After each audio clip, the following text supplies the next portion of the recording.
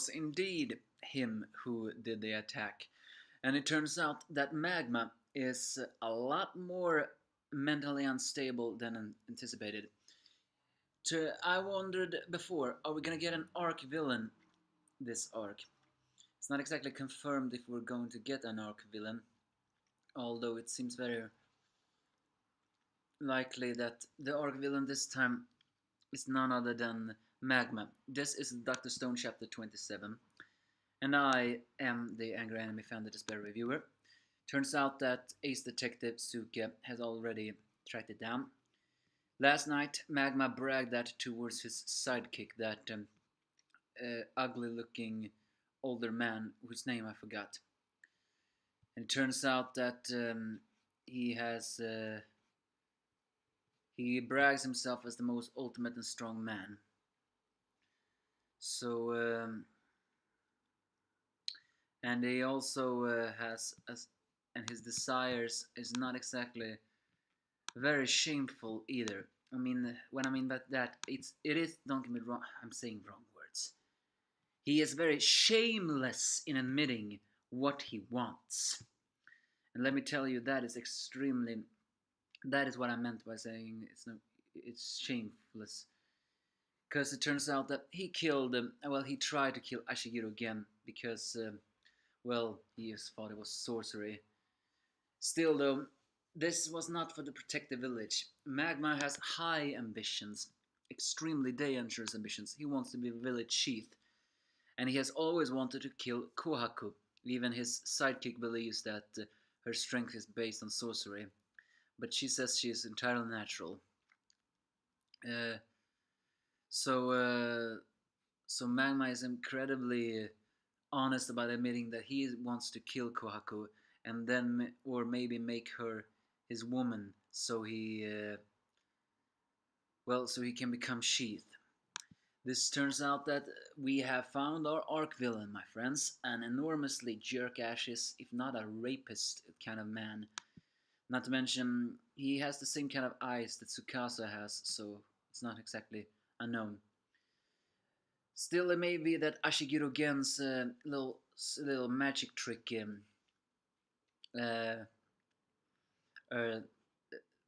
actually, what is that word? Made Magma misunderstand everything. He killed Ashiguro Gen because he believed Ashiguro Gen was that sorcery that she brought here, and by killing him, maybe he will get a little bit more praise from Koaku's father, because it is revealed that the village chief and Ruri's is both her and Ruri's father. Although Magma cannot become chief just by that. This village has a strength games, and whoever wins that becomes the husband of the priestess, which is Ruri, and then the next village chief. So it's very likely that Ruri and Kohaku's mother was also the village chief, because Kohaku mentions that her father became the same way. And it's also further implied that this village chief is an abusive father, because he have ignored Kohaku most of her lives. And I have a very big feeling he doesn't even love Ruri, sees her only as a tool for further means. Given his enormous body, it's very likely that he values Magma because he values strength above all else. It also explains why Kohaku is so strong. It could not have been easy having grown up with that kind of father. So yeah, Magma made a trick, and but neither Senku or Chrome acknowledges Ashiguro Gen as an ally. So Kohaku explains why Magma has such a grudge against Kohaku. And it started at the games, as I said before. And this has actually been a long-standing tradition, apparently ever since, the village was formed, which we don't know yet. And as I said before, it's after the Ruri had their 18th birthday, the winner of this games would be the priestess and become the successor, which the former chief did, and Magma was the show run into winner, as he was, well, many strongest. We also see a little bit more on how much Chrome is an outsider from this flashback alone. The fact that Turquoise says to Chrome not to approach Rudy when she coughed. But Magma, well, he had no intentions of ever treating Rudy like a girl. No, the very fact that he looks at her with lustful eyes and then says, albeit quietly, but Kohaku can hear, that he has no intention of nursing her, that he has only intention of taking this chief position, and then, well, the and if Rudy doesn't die too quickly, he freely admits he is going to kill her. So yeah, we have found our villain, arc villain of this arc. He is nothing but scum, a perverted, muscle-headed madman named Magma. Fitting for his name, though, Magma, as Magma destroys everything. Unfortunately for Magma, Kohaku heard all of this, so she wasted no time by immediately attacking Magma, and apparently she had entered the games too, mostly because, well, she wanted to protect her sister. Of course, she cannot marry Rudy. I mean, that will be a little bit strange. So she enters, but I'm actually, it's mostly strange because it seems to imply that Kohaku actually did join the games. And, I mean, I'm just saying, shouldn't she have been stopped by entering the game? Although I think she did not enter the game. It's just that, of course, when she heard what Magma wanted to do to her sister, she wasted no time in making him feel his place. And let me tell you, Kohaku is one amazing girl. Of course, we do not see the fight, but what we do see is that Magma's weapon had broken, and she had managed to pin the Magma down with her shield right in front of his face. Of course, she is sweating, but she still knocked down a guy who was twice her size. Kohaku is amazing. I would definitely want to. I would definitely have liked that kind of girlfriend in my life. So, of course, the village chief did not take this good. So, ever since that day, and probably because many things more, Kohaku had been disowned by her father. So, that's what I'm saying is that Kohaku and Ruri may have an abusive father.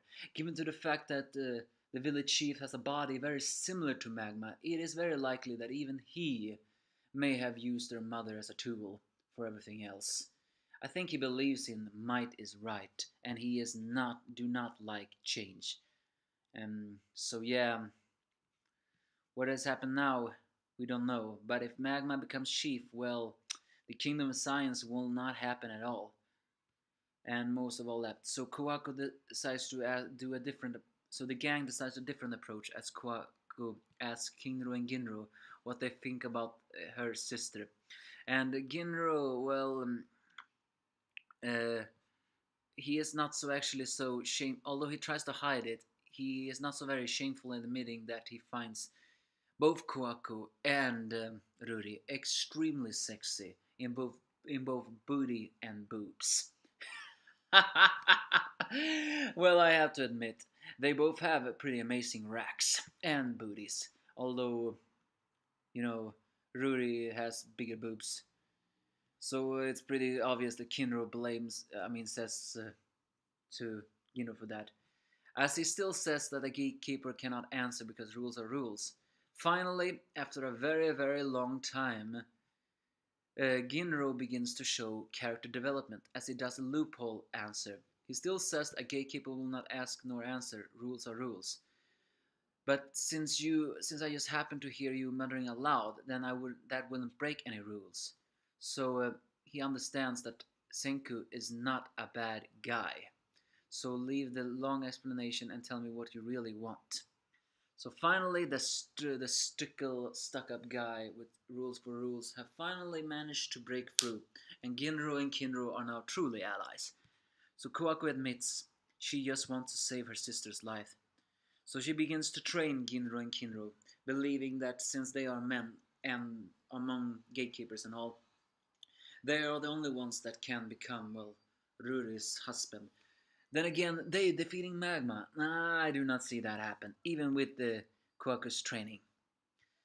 And she even admits she wanted Chrome to train this, but Chrome is not exactly a trainer, even though he's still always a little bit shy about this. We see the flashback when he actually talked to Ruri. I'm not exactly sure though how old Chrome is, because in this flashback Ruri seems younger than Chrome. So is that meant to imply that Chrome is 20 years old? I thought he was in Kohaku and Ruri's, I mean, and Senku's age. But he promised Ruri that he will do anything to cure. So he's no longer a sorcerer, but a scientist. So the two gangs get back to work while Kohaku trains the two guys. And Senku mentions they need something next, which is glass. And apparently they're gonna need that in order to create tubes, which they're gonna use in order to do the chemicals. And with this glass, we can finally also see what's under Ace Detective Suka's face, as Senku, without warning, pulls off the watermelon helmet. And finally, maybe we will see Suka's face. Although I wonder though, is this gonna make is she gonna abandon the kingdom of science now? Because technically, Senku just invaded her privacy.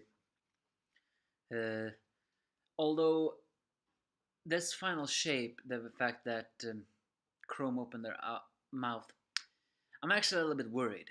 What do I mean worried? Not about the chapter, don't get me wrong, this arc is not slowing down a single bit in awesomeness.